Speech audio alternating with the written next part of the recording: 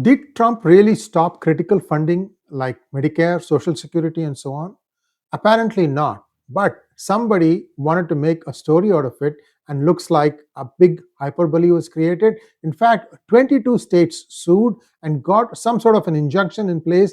And I'm going to talk to you about all of this, what is really going on. And I'm also going to give you an explainer by President Trump himself as to what really happened. As to what is going to happen next, I'm going to give you some dates so you know what is going to be coming down the pipeline. As far as I can see, DOGE is in full flow, and I'm also going to share a tweet that Elon Musk made about what happened at the Treasury Department. So, a small request to all of you to please like this video as I walk you through a very small slide deck. Here we go. Trump debunks narrative on federal funding freeze. So, what really happened? Let's take a quick look at it. In late Jan 2025, about a week ago, President Trump issued a directive temporarily halting federal grants and loans, aiming to ensure that federal funding is stopped to things that does not align with the objectives of his administration. In fact, I'm going to give you specific instances of where the funding was stopped, but somebody wanted to make a big deal out of it. Let me just walk you through what happened then. This was announced by the Office of the Management and Budget, and it was intended to review programs that had to do with funding around DEI and so on. And it was something that was seen as being inconsistent with the administration's agenda. But what happened was this led to a widespread confusion, and 22 states sued the government. And in fact, they were so successful in placing their case that a district judge, John McConnell Jr., he said that he would approve an order requested by the 22 state attorneys general to at least halt this in its place. Now, the judge criticized Trump, referencing a social media post by the Trump administration spokesperson, Karoline Leavitt. Now, the DOJ attorney, Daniel Shway, argued the requested relief was too broad, but then the judge said the OMB directive itself was too broad. So something had to be done. So what happened after that was that, well, I'll come to that in just a second. Nonprofit organizations and 22 Democratic state attorneys sued to block the funding freeze. The funding pause was scheduled to take place at 5 p.m. last Tuesday. Today, as I'm recording it, it's a Saturday. Most likely you will see it on a Sunday morning. But the court stayed it till Monday. Not only that, the next round of battles are going to be done on the 7th of February. And there is going to be a little bit more preparation that's going to go on so that the Trump team is also better prepared to present its case. This was not the only stay order. There was another federal judge, Lauren L. Ali Khan in DC, who also placed a stay on the funding freeze until after Monday, as the Department of Justice struggled to define its scope. Now, this is where things are getting a little messy. Trump's Office of Management and Budget rescinded that memo, just so there is no confusion. I'm going to show you a video where President Trump himself explains what played out. And it was never intended to cut off aid to Medicare, Medicaid, and so on and so forth. The memorandum number of the OMB was M-25-13.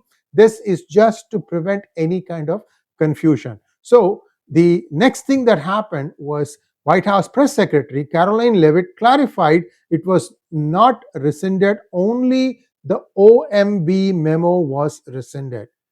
There is a funding freeze still in place. Now, the arguments will happen in front of the judge on February 7th, and I think there may be one or two other judges also who might be listening to this, or maybe they'll just wait for this one before they do any action. So a lot of stuff is going to happen this week, so stay tuned. So I will tell you what happened as soon as there is a update on this one. But what did the Democrats do? They celebrated the memo's rescinding as a sound victory for the Democratic cause, and always it's said as a victory for the American people. Senator Patty Murray, Senate Majority Leader Chuck Schumer, and Senator Martin Heinrich criticized the policy, saying Americans voted for lower costs, not chaos. Now, I'm going to show you the video where Trump is explaining what really happened. Stay tuned.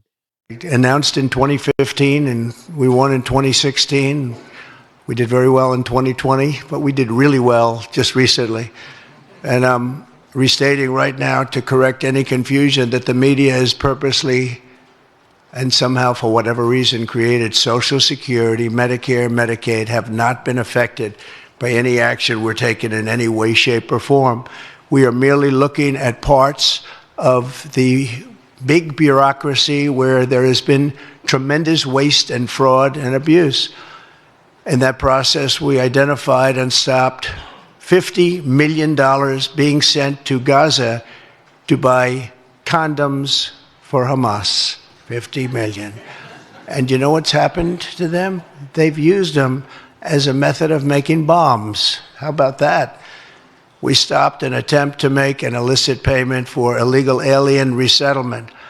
We canceled $181 million in DEI training contracts. This is just for the training of people in DEI, which has been terminated and completely terminated. And we paused $1.7 billion in unauthorized payments to foreign organizations, including stopping more than $40 million that was on its way out the door to the very corrupt World Health Organization, which has not done its job and not done it properly.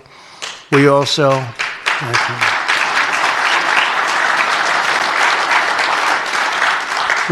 blocked $45 million for diversity scholarships in Burma. 45, that's a lot of money for diversity scholarships in Burma. So that was the explainer from President Trump himself. Now, Trump went back, and of course, he's going to push back at the Democratic Party leaders and accuse them of spreading misinformation. And this is, again, one more time, I'm saying this, he has reaffirmed that none of the things such as Social Security benefits or Medicare, Medicaid, none of them are going to be touched. Now, what are the exact line items that got pulled? $50 million in funds to Gaza for use of condoms, and he said that it was being abused and they were being repurposed to make bombs.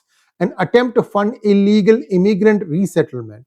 $1.7 billion in unauthorized payments to foreign organizations. Over $40 million to the World Health Organization, citing corruption and inefficiency.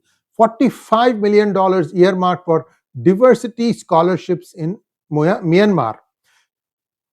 Trump framed these cuts as part of commitment to eliminate wasteful spending. Not only that, US aid completely cut off now. This is the Samantha Power run organization that used to seed a lot of NGOs. We've done tomes and tomes and tomes of stories on this. He also emphasized, that is Donald Trump, that taxpayer money should be used for America First policies, not foreign aid or ideological program. That's not all, guys. Now, Elon Musk has been at work trying to get some information out of the Department of Treasury.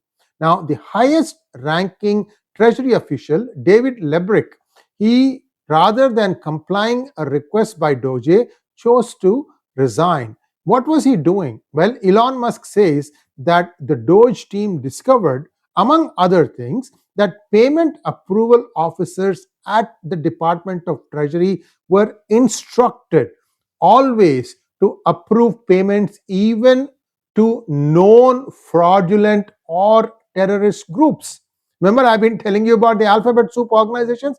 I'm sure they're all bawling right now because this is the crux of the whole situation.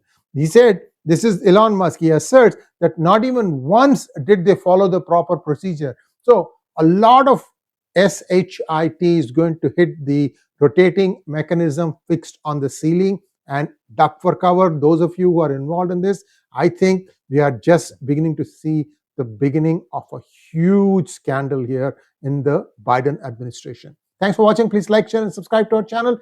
Don't forget to click on the bell button for notifications. Namaskar.